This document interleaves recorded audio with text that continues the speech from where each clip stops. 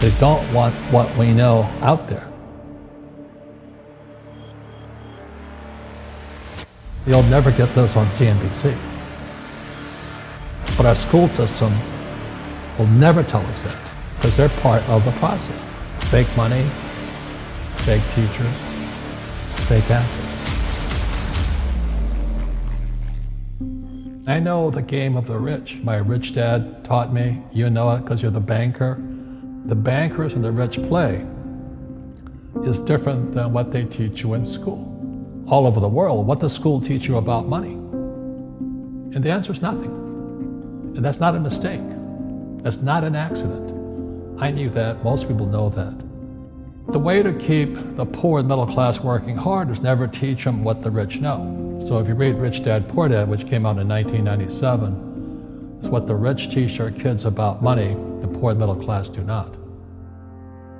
Poverty hurts. I mean, I don't like it. And I don't like that our academic system's so corrupt. You know, we know the banking system's corrupt. We know politics is corrupt. But academics is just as corrupt. I mean, one thing if it's the banking and the politics, but this is where we send our children and we trust them to do the right things for them, and yet they're being not taught something so fundamental. Like you asked your dad when you were a kid, Dad, you asked your teacher, when are you going to teach us about money? And it was just never. Well, never. And they'll never will. You know something. What do you know? Share it. What is financial education? It's not get a job, work hard, save money, and invest in a well-diversified portfolio of stocks, bonds, mutual funds, and ETFs. The financial industry is two things, debt and taxes. In 1971, Nixon took the dollar off the gold standard, and the US dollar became debt. And we still tell kids to go to school, get a job, work hard, save money, and get out of debt. Now, who tells them to do that? That's the most ridiculous thing there is. The book starts and it says, lie number 1, saving money will make you rich. Yeah, it never will. You know that. All taught that as kids. Why would you save it and why would you work for it if they can print it faster than you can work for it? Why do you keep saving when they're printing it? The rich don't work for money. Don't you touch that stuff. It's very subtle, right? Yep. They don't say, I'm going to train you to be a worker bee the rest of your life, but they educate you in a way where that's what you come out. Right.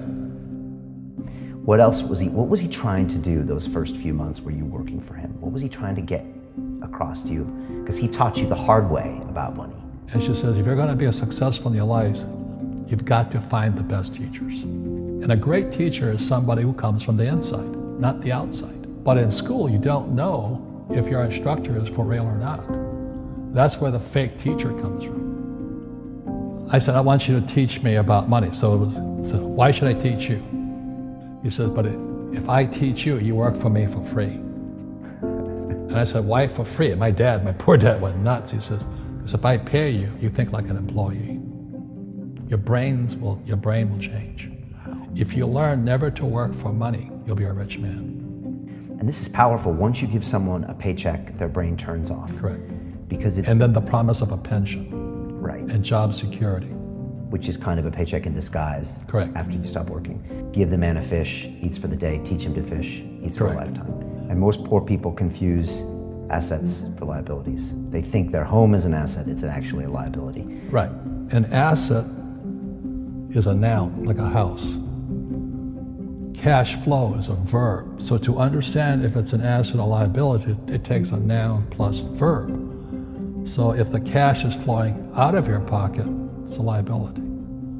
If the cash is flowing into your pocket, asset, verb, it's an asset. So I own 7,000 rental properties. Those are assets. Every month, the cash flows in. Whereas many people have the big house on the hill and the cash is flowing out. Right. And they're going broke. Right, it's like a frame of mind. The other thing the poor don't understand is the number 1 expense for most people is taxes. And yet we don't even see it. Isn't that weird? You walk around and you look at the paycheck and say, that doesn't seem right, and you don't realize that the government's got a huge hand in your pocket and you are doing nothing to minimize that. Again, this is what's very different about the rich and the poor. The rich don't work for money. His number 1 expense is tax. See, there's 3 kinds of income: earned, portfolio, passive. So earned income is if I get a job, that's earned income. If I'm a doctor or a programmer, that's earned income because I'm working for it. If I buy, let's say, Apple for $10 and I sell it for 20, that's portfolio income, capital gains. Yeah. But passive income, which is cash flow, is never taxed. And so these guys are screaming right now in America, tax the rich. I said, good luck. Because most of the guys complaining, they don't know there's three kinds of income. And the rich don't have jobs anyway.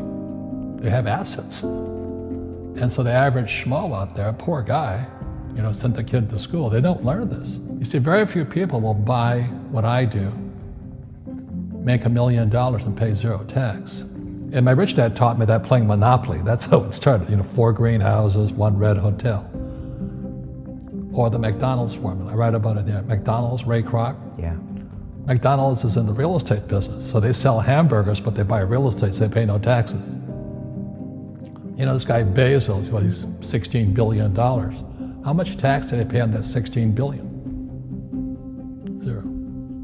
And that's all legal. Anyone can do it. Everybody can do it. But most people lack the education.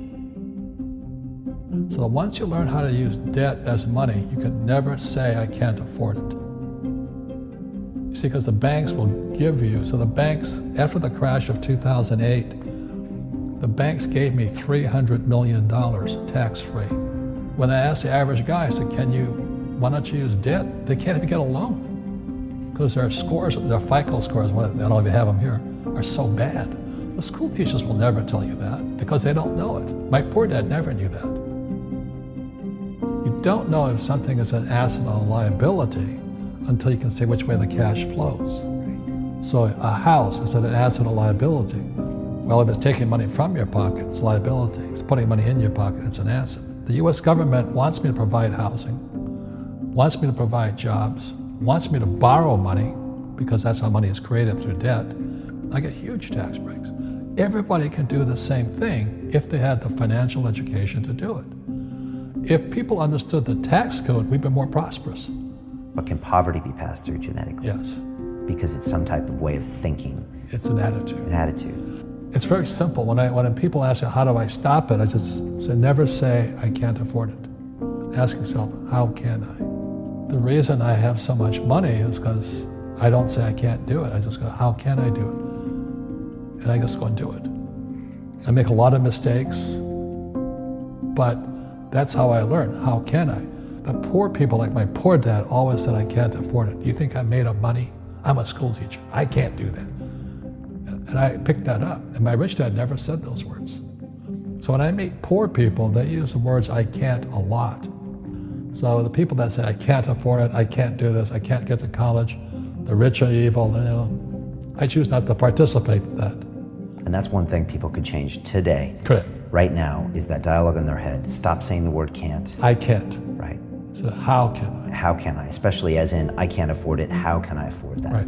Because that opens them up to looking at it as an investment to a greater future. Right. When I borrowed $300 million, I couldn't do it until I went to ask. And I got turned down so many times. I said, and every time I showed the banker my financials and he'd go, sorry. I said, look, do me a favor. Why did you turn me down?